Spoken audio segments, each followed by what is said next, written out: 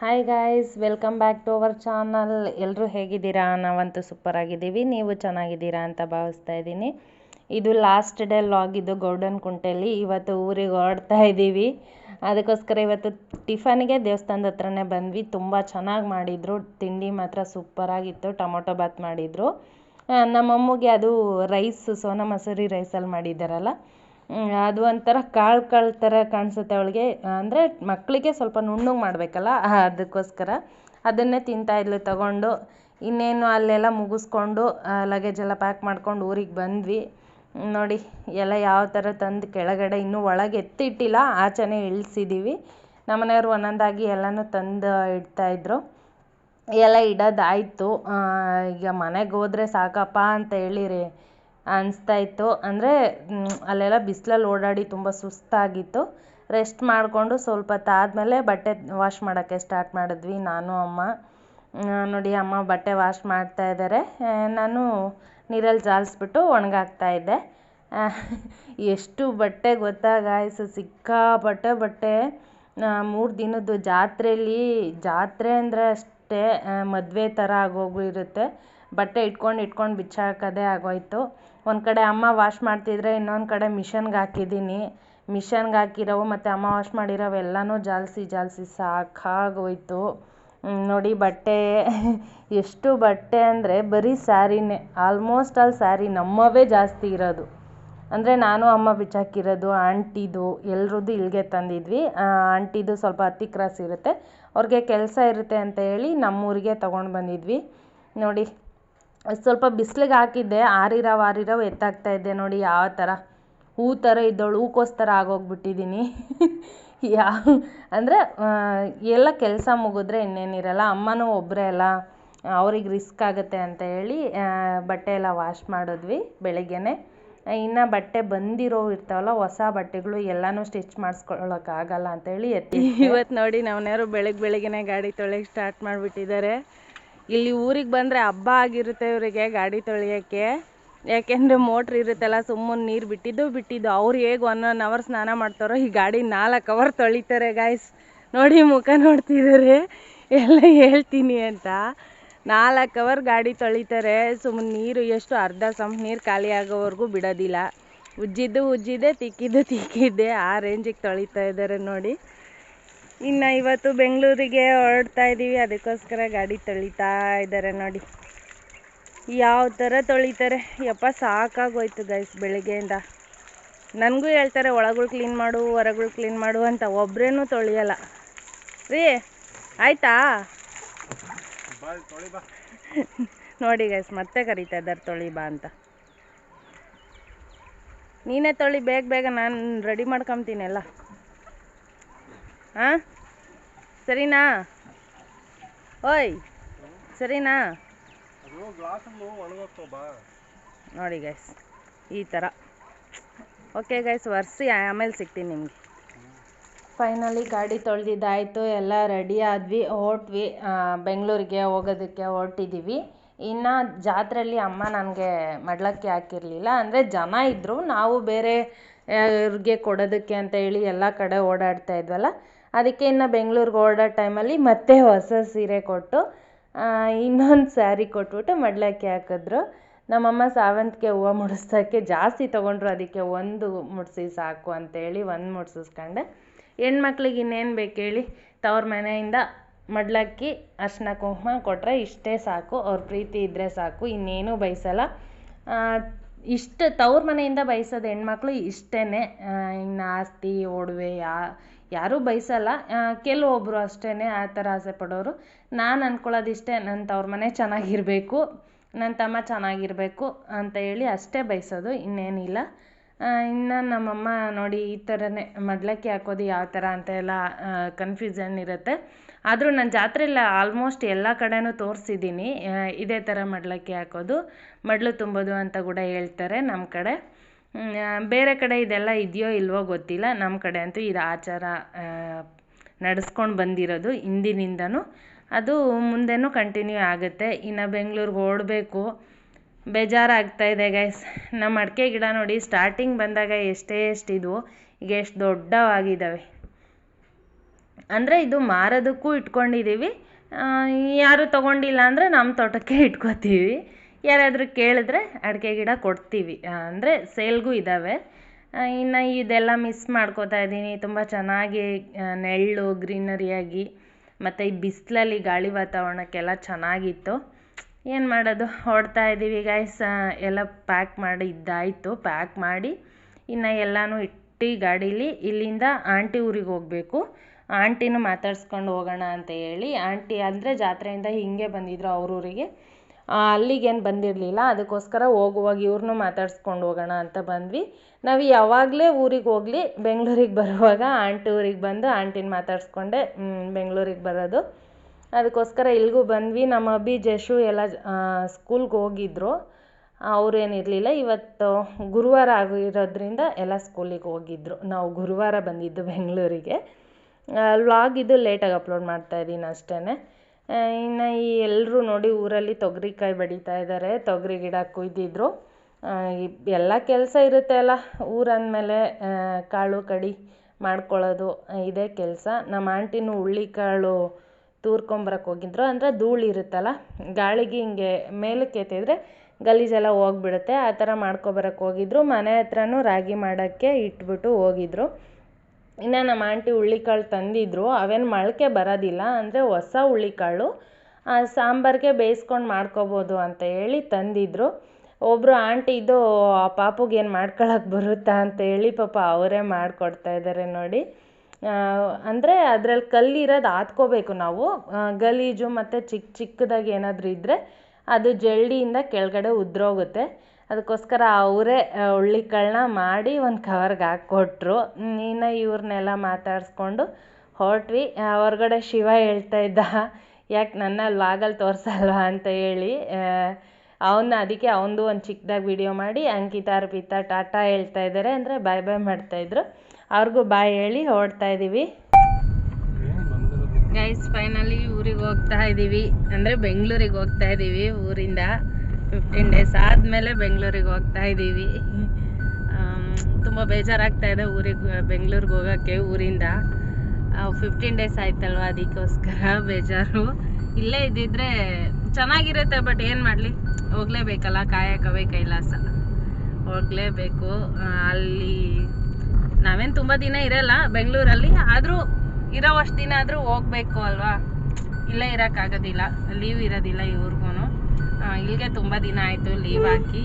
ಹೊರಡ್ತಾ ಇದ್ದೀವಿ ಗೈಸ್. ನೋಡಿ ಅವರು ಬೇಜಾರಲ್ಲಿದ್ದಾರೆ.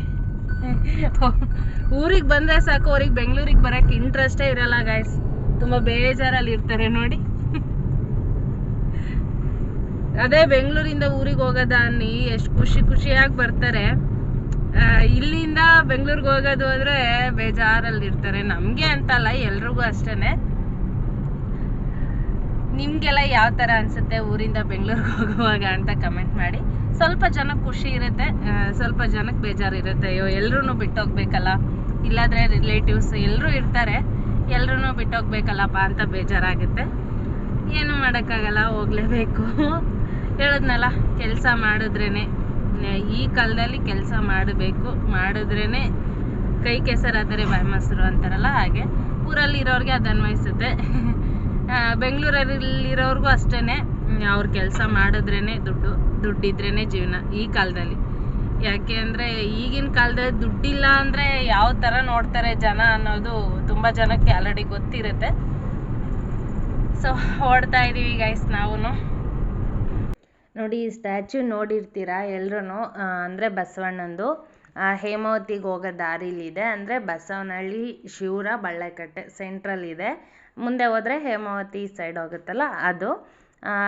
ತುಂಬ ಚೆನ್ನಾಗಿದೆ. ನಾನು ತುಂಬ ಸಲ ಈ ಕಡೆಯಿಂದ ಹೋಗುವಾಗ ಇದನ್ನು ನೋಡಿಕೊಂಡೇ ಹೋಗೋದು. ಅಂದರೆ ಮುಂಚೆ ಥರ ಇಲ್ಲ, ಸ್ವಲ್ಪ ಈಗ ಡೆಕೋರೇಟಿವ್ ಮಾಡಿದ್ದಾರೆ, ಡೆಕೋರೇಟ್ ಆಗಿದೆ. ಇನ್ನು ಹೊರಡ್ತಾ ಇದ್ದೀವಿ ನೋಡಿ, ಸ್ಟ್ರೈಟ್ ರೋಡ್ ಹೋಗ್ತಾ ಇರೋದೆ. ಆಲ್ರೆಡಿ 4:30 ಆಗಿದೆ. ಇನ್ನು ಊರ ಹತ್ರನೇ ಇದ್ದೀವಿ, ಅಂದರೆ ಶಿವರ ಬಿಟ್ಟು ಸ್ವಲ್ಪ ಮುಂದೆ ಹೋಗ್ತಾ ಇದ್ದೀವಿ, ಬಳ್ಳೆಕಟ್ಟೆ ಹತ್ರ.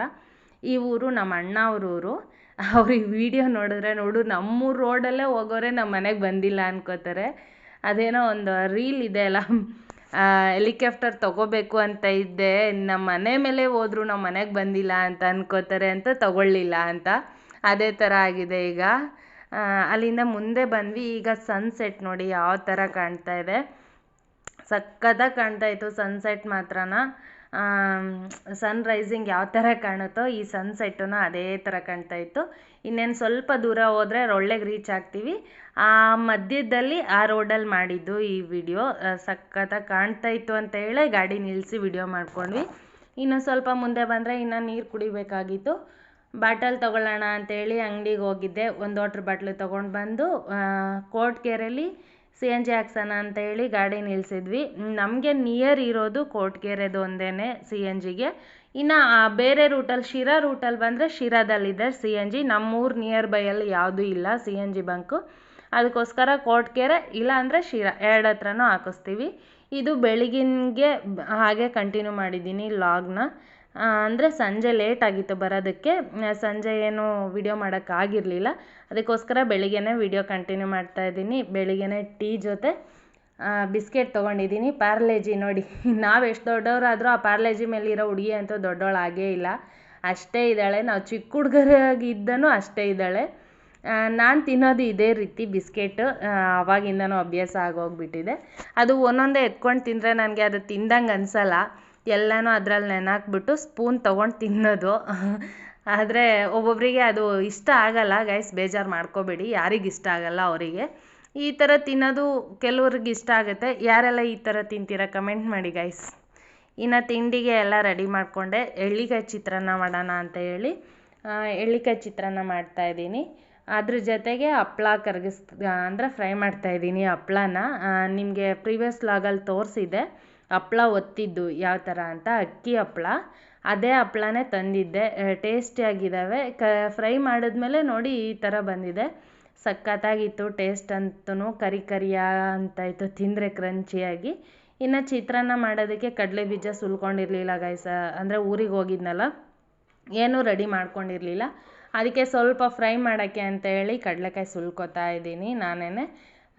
ಏನು ನೀವೆಲ್ಲ ಅವಾಗೇ ರೆಡಿ ಮಾಡ್ಕೋತೀರಾ ಅಂತ ಏನಿಲ್ಲ, ಮುಂಚೆನೇ ರೆಡಿ ಮಾಡಿ ಇಟ್ಕೊಂಡಿರ್ತೀನಿ. ಊರಿಗೆ ಹೋಗಿದ್ನಲ್ಲ, ಅದಕ್ಕೋಸ್ಕರ ಏನೂ ರೆಡಿ ಮಾಡ್ಕೊಂಡಿರಲಿಲ್ಲ. ಈಗ ಚಿತ್ರಾನ್ನಕ್ಕೆ ಅಂತ ಹೇಳಿ ಸ್ವಲ್ಪ ಕಡಲೆಕಾಯಿ ಸುಲ್ಕೊಂಡೆ. ಇನ್ನು ಚಿತ್ರಾನ್ನ ಎಲ್ಲ ಮಾಡಿ ರೆಡಿ ಆದೆ. ಇನ್ನು ಮನೆಯವರು ನೋಡಿ ರೆಡಿಯಾಗಿ ಕೂತಿದ್ದಾರೆ. ಅಂದರೆ ಸ್ವಲ್ಪ ಹೊರಗಡೆ ಹೋಗೋದಿತ್ತು ಇವತ್ತು, ಅಂದರೆ ಹಾಸ್ಪಿಟಲ್ಗೆ ಹೋಗಬೇಕಾಗಿತ್ತು. ಹೋಗಿ ಬರುವಾಗ ಸಿಗ್ತೀನಿ ಗೈಸ್. ಹಾಸ್ಪಿಟ್ಲಿಗೆ ಹೋಗಿ ಮಾತಾಡಿಸ್ಕೊಂಡು ಊಟ ಕೊಟ್ಟು ಬಂದ್ವಿ. ಬಂದರೆ ನಮ್ಮನೆಯವ್ರು ಬೆಳಿಗ್ಗೆನೇ ತಿಂಡಿ ತಿನ್ನಿರಿ ಮನೇಲಿ ಅಂದರೆ ತಿನ್ನಲಿಲ್ಲ. ಈಗ ನೋಡಿ ಬಂದ್ಬಿಟ್ಟು ಹೋಟೆಲ್ಗೆ ಹೋಗಿದ್ದಾರೆ. ಹಾಸ್ಪಿಟ್ಲು ಜೀವನ ತುಂಬ ಕಷ್ಟ ಅಪ್ಪ. ಇರೋವರೆಗೂ ಆರೋಗ್ಯವಾಗಿ ಊಟ ತಿಂಡಿ ಮಾಡಿಕೊಂಡು ನೆಮ್ಮದಿಯಾಗಿರೋದೇ ಬೆಟರು. ಒಂದು ಸಲ ಹಾಸ್ಪಿಟ್ಲಿಗೆ ಹೋದರೆ ಆ ಹಾಸ್ಪಿಟ್ಲಲ್ಲಿ ಇರೋರನ್ನ ನೋಡಿದ್ರೇ ಎಷ್ಟು ಕಷ್ಟ ಅನಿಸುತ್ತೆ ಅಂದರೆ ಅಷ್ಟು ಕಷ್ಟ. ದಯವಿಟ್ಟು ನಿಮ್ಮ ಆರೋಗ್ಯ ಎಲ್ಲ ಚೆನ್ನಾಗಿ ನೋಡ್ಕೊಳ್ಳಿ. ಚೆನ್ನಾಗಿ ನೆಮ್ಮದಿಯಾಗಿ ಊಟ ಮಾಡಿಕೊಂಡು ನೆಮ್ಮದಿಯಾಗಿರಿ. ಯಾರೂ ಅಷ್ಟು ಟೆನ್ಷನ್ ತಗೋಬೇಡಿ. ಏಕೆಂದರೆ ಈಗಿನ ಜೀವನದಲ್ಲಿ ಈಗಿರೋರು ಈಗಿರ್ತಾರೆ ಅನ್ನೋದು ನಂಬಿಕೆ ಇಲ್ಲ. ಹಾಗಾಗಿ ಖುಷಿಯಾಗಿರಿ. ಇರೋವಷ್ಟು ದಿನ ನೆಮ್ಮದಿಯಾಗಿ ಊಟ ಮಾಡ್ಕೊಂಡು ನೆಮ್ಮದಿಯಾಗಿರಿ, ಆರೋಗ್ಯವಾಗಿರಿ. ನಮ್ಮ ಮನೆಯವ್ರನ್ನ ತೋರಿಸ್ತೀನಿ ಬನ್ನಿ. ಹೋಟೆಲ್ಗೆ ಹೋಗಿರೋದ ಎಲ್ಲಿ, ಒಂದು ನಿಮಿಷ. ಈ ಹೋಟೆಲ್ ಅವ್ರಿಗೆ ಫೇವ್ರೇಟ್, ಅಂದರೆ ಬ್ರಾಹ್ಮಿಣ್ಸ್ದು ಇದು. ಚೆನ್ನಾಗಿ ಮಾಡ್ತಾರೆ ಟಿಫನ್. ಅದಕ್ಕೋಸ್ಕರ ಈ ರೋಡಲ್ಲಿ ಬಂದರೆ ಇಲ್ಲಿ ತಿಂದಿರೋ ಹೋಗೋದಿಲ್ಲ ತಿಂಡಿನ. ಟಿಫನ್ನೂ ಸಖತ್ತಾಗಿರುತ್ತೆ. ನಾನು ಒಂದು ಸಲ ಟೇಸ್ಟ್ ಮಾಡಿದ್ದೀನಿ ನೋಡಿ. ಅಲ್ಲಿ ಹೋಗಿದ್ದಾರೆ, ಖಾಲಿ ಆಗಿರ್ಬೋದೇನೋ ಮೋಸ್ಟ್ಲಿ. ಸುಮ್ಮನೆ ನಿಂತಿದ್ದಾರೆ, ಕೇಳ್ತಾ ಇದ್ದಾರೆ. ಚೆನ್ನಾಗಿ ಮಾಡ್ತಾರೆ. ಚಿತ್ರಾನ್ನ, ಪುಳಿಯೋಗರೆ ಮಾಡ್ತಾರೆ, ಇಡ್ಲಿ, ದೋಸೆ ಎಲ್ಲನೂ ಮಾಡ್ತಾರೆ ಇಲ್ಲಿ. ಚೆನ್ನಾಗಿರುತ್ತೆ ತಿಂಡಿ. ಅದಕ್ಕೋಸ್ಕರ ಇಲ್ಲಿಗೆ ಬಂದರೆ ಒಂದು ಸಲ ಟೇಸ್ಟ್ ಮಾಡ್ತಾರೆ ನೋಡಿ. ನೋಡ್ತಾ ಇದ್ದಾರೆ. ಏನೋ ಇಡ್ಲಿ ಎಲ್ಲ ಖಾಲಿಯಾಗಿರ್ಬೇಕು ಅನ್ಸುತ್ತೆ. ಏನಾದರೂ ರೈಸ್ ಬಾತ್ ಏನಾದರೂ ಇದ್ದರೆ ತರ್ತಾರೆ.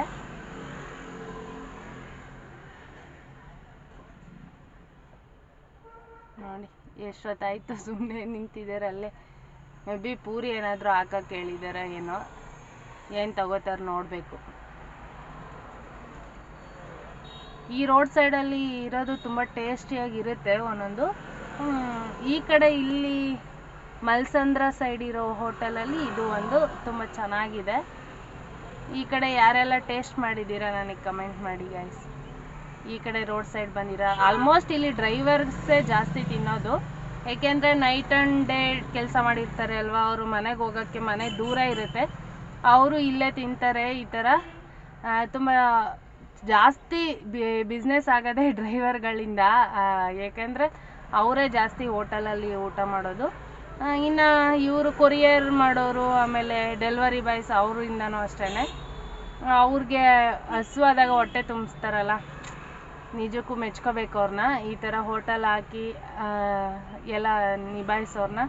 ಏಕೆಂದರೆ ಇಲ್ಲಿ ಮನೆ ಹತ್ರ ಅಡುಗೆ ಮಾಡೋಕ್ಕೆ ಎಷ್ಟು ಒದ್ದಾಡ್ತಾರೆ, ಇಲ್ಲಿ ಇಷ್ಟು ಜನಕ್ಕೆ ಈ ಥರ ಸರ್ವಿಸ್ ಕೊಡ್ತಾರಲ್ಲ, ತುಂಬ ಗ್ರೇಟ್ ಅದು.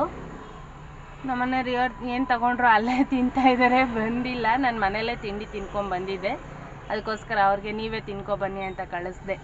ಇನ್ನು ಅವರು ತಿಂಡಿ ತಿನ್ಕೊಂಡು ನಾನು ಇನ್ನು ಏನು ತಿಂದಿಲ್ಲ ಅಂತ ಹೇಳಿ ಕಲ್ಲಂಗಡಿ ಹಣ್ಣು ತರಕ್ಕೆ ಹೋಗಿದ್ದಾರೆ. ಕಟ್ ಮಾಡಿ ಇಟ್ಟಿದ್ರು ಆಲ್ರೆಡಿನ. ಹೊರಗಡೆ ಧೂಳಿರುತ್ತೆ, ತಿನ್ನಬೇಡಿ ಅಂತ ಹೇಳ್ತಾರೆ, ಬಟ್ ಅನಿವಾರ್ಯ ತಿನ್ನಲೇಬೇಕಾಗುತ್ತೆ. ಅದಕ್ಕೋಸ್ಕರ ನಾನು ತರಕ್ಕೆ ಕಳಿಸಿದ್ದೀನಿ. ಗೈಸ್, ಈ ವಿಡಿಯೋ ಇಲ್ಲಿಗೆ ಎಂಡ್ ಮಾಡ್ತಾ ಇದ್ದೀನಿ. ನಿಮ್ಗೆಲ್ರಿಗೂ ಇಷ್ಟ ಆಗಿದೆ ಅನ್ಕೋತೀನಿ. ಹಾಗೆ ಯಾರೆಲ್ಲ ನನ್ನ ವಿಡಿಯೋಸ್ನ ಹೊಸ್ದಾಗಿ ನೋಡ್ತಾ ಇದ್ದೀರಾ, ಸಬ್ಸ್ಕ್ರೈಬ್ ಮಾಡಿ, ಹೀಗೆ ಸಪೋರ್ಟ್ ಮಾಡಿ. Thank you.